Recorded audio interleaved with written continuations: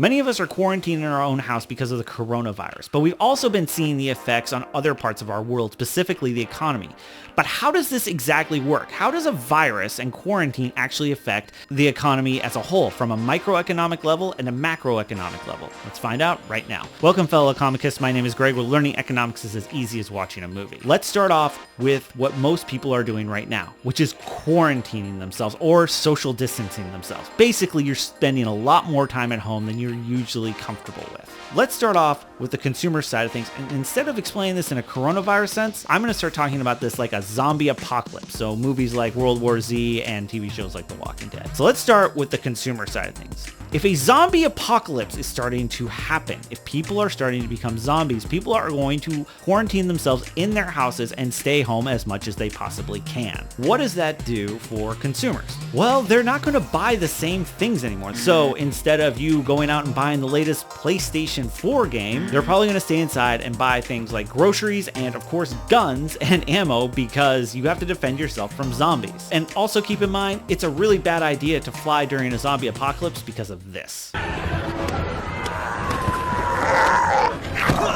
Which also means nobody is going to want to fly. So let's look at the ramifications of these choices. With a lot of people choosing not to fly, that means that airlines aren't making as much money anymore. So they're going to lose a lot of business that way. But there's a flip side to this, and that is the actual employee side of things. So let's look at it from that angle.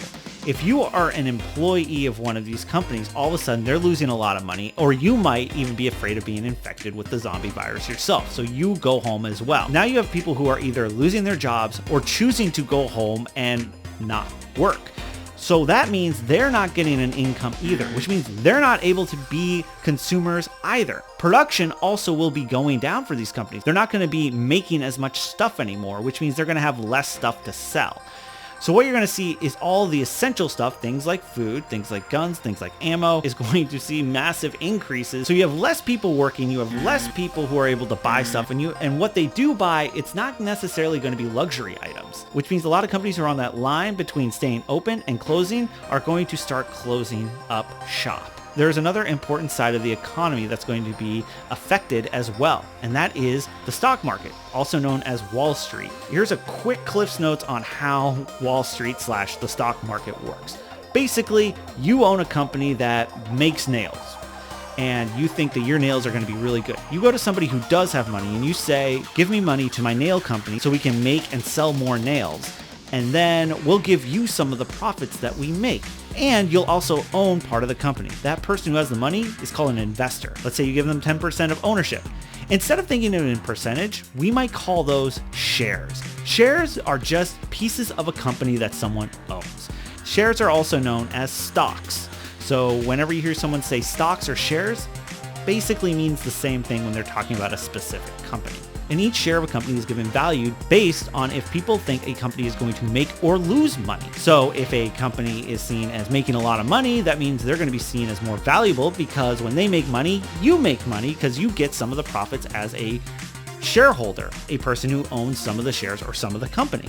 So when a company makes money and is seen as more valuable, that means their shares are going to be worth more because more people are going to want to buy it. On the flip side, if a company is not seen as making money, that means you're not making money, you're not getting a good return on your investment, which is also called an ROI. So you might not want to be a partial owner of that company, and you would sell those shares. And with less people wanting those shares, that means that that is valued less. And that is when the stock goes down. That is a quick explanation on the stock market. With nobody actually buying these stocks, then the prices go down, which means all of a sudden people's investments are going down as well. So why does this matter to most people? Well, a lot of people's retirement plans are invested in the stock market.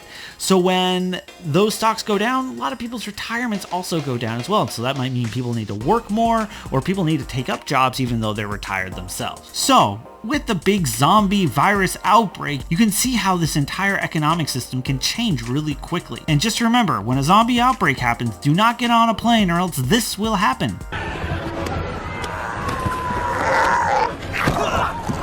There are tons of solutions to this, including the government actually providing stimulus to the economy. In other words, being able to put money into the economy to make sure that people still buy stuff. And if you like this video, be sure to check out some of my other videos all about microeconomics right up here, and I will see you in those videos.